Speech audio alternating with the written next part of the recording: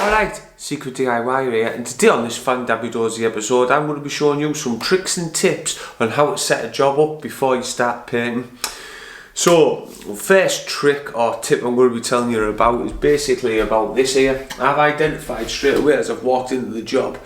Well, if this was a job I was doing, obviously this is my house so I knew all about it, but if it was a job I was doing, I identify straight away that there's a hole here where there's been a problem. So if you just like to come here there, and as you can see a hole here.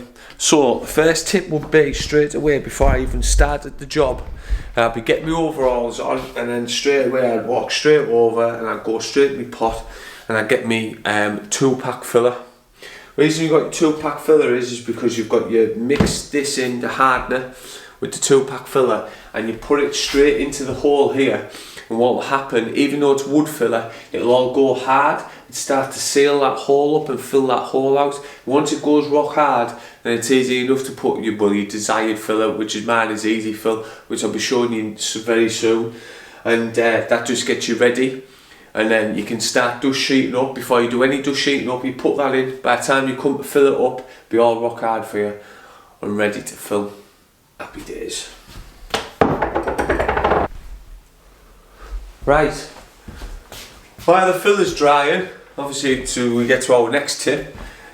Basically, we're going to be come across on jobs. You come across stuff like this, obviously, or in your own home. You obviously have things like this, and it's just a mantelpiece like this. Don't mess about trying to dust sheet it and all that. Get some masking tape and simply go like that. Now, if you do have a big fireplace to go over, then that'll be another trick or tip, and I'll show you what to do there in a minute. But as of now, just get your masking tape and just put it all over the place like so, and then don't want that down there like that. Now what happens is, if anything gets plopped on, any paint or anything, it doesn't really matter. Because what happens is, when you just rip your masking tape off, a bit later, sounds a pound. There we have it. This is what it should all look like. All masking taped up lovely. Ooh, masking taped up lovely. All ready to go. Happy days. Right, trick tip number 3. Dust sheet up everywhere. No matter what you do, you make sure everything is dust sheeted, because I promise you now, if there's something that isn't dust sheeted, that's where the paint will land. Trust me from my experience. I've knocked a dust sheet on a floor like this, because it's not carpet, and what's happened is, I've gone, oh no, I went to catch it, couldn't catch it, and it's gone splat right where I didn't want it to go, and then all of a sudden, you're wiping it up. But it doesn't look good if you stood there in front of a customer as she's talking to you, asking if she wants a cup of tea, Mrs. Jones, and you go splat on her brand new floor that she's just laid. But to add to that, obviously if you come across a TV like this, like I've got here, you don't want to be putting up big thick dust sheets like this. These are great for the floors. What you want to be putting up is a lightweight sheet, like an old bed sheet or something like that normally helps, or some plastic. Wrap it up with plastic. Similar situation to what I've done here. You can't go wrong. Right, trick tip number 4.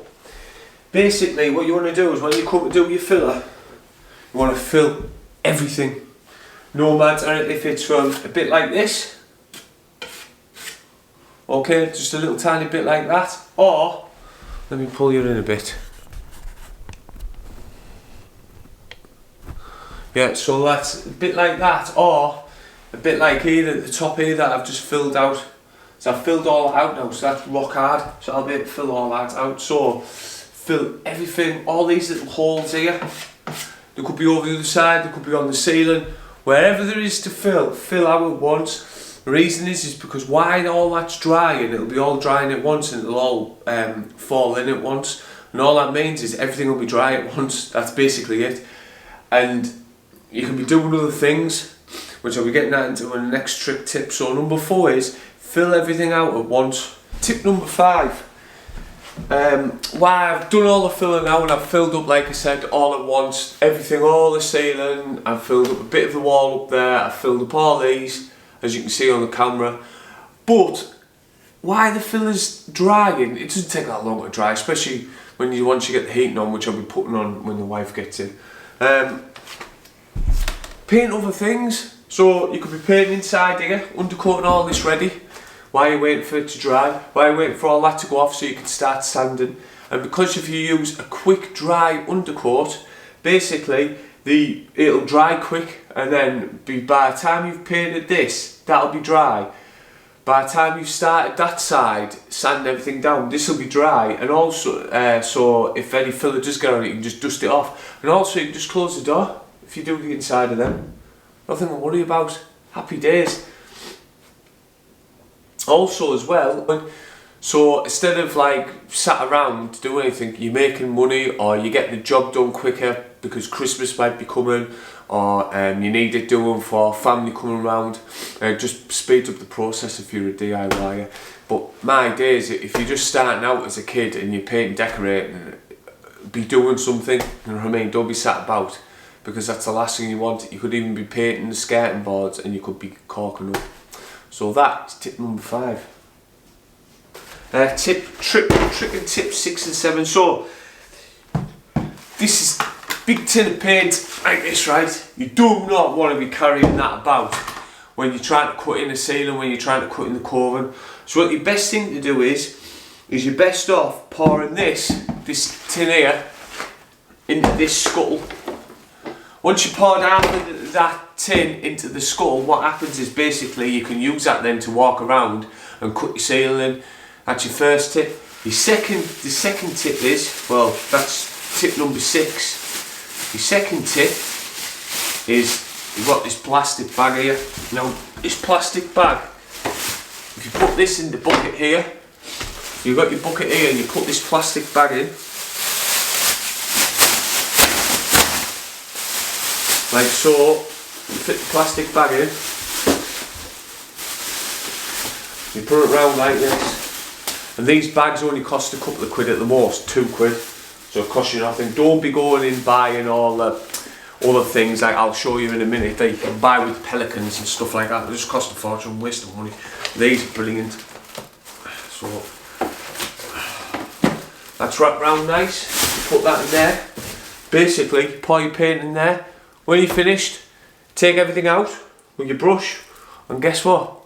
Just get rid of the bag. You've got a clean bucket ready for your colour to go in. So you put your white in, put your colour in, and put your other colours in.